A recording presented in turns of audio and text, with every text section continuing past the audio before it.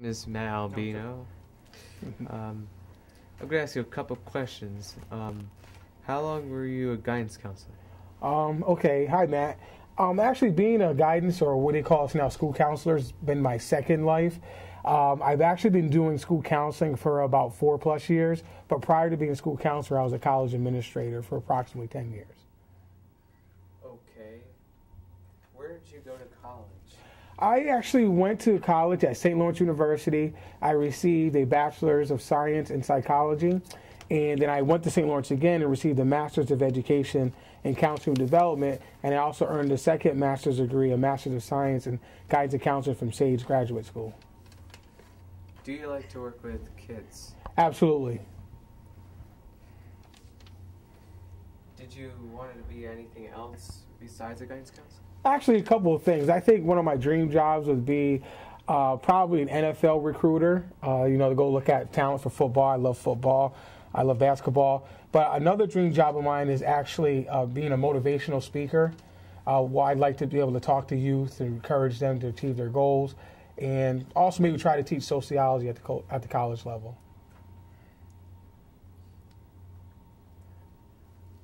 Do you have any other jobs besides being a teacher? Yes, actually. Yeah, I actually do. Actually, part-time, a couple nights a week, once I'm done my duties at Hudson High School, I actually venture up to Troy High School, and I'm school counselor for their Sunset program, which is a night school for students to earn their credits to graduate.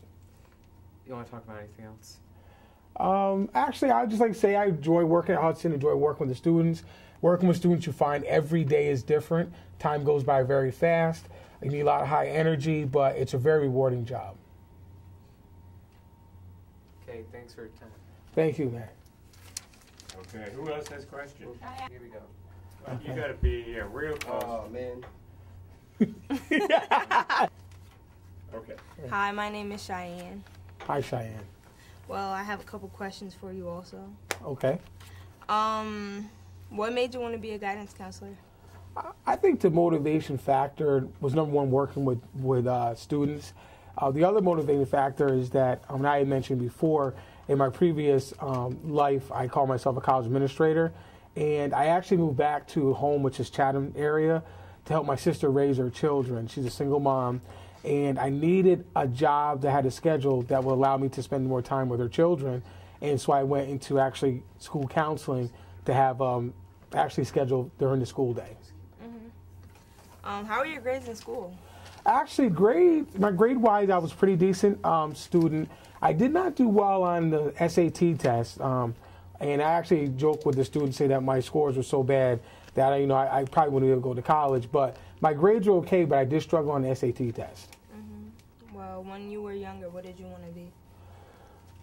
When I was young, I think I always wanted to be a teacher. When I was younger, and then I saw myself kind of being a type of counselor, helping people. Are you satisfied with your job?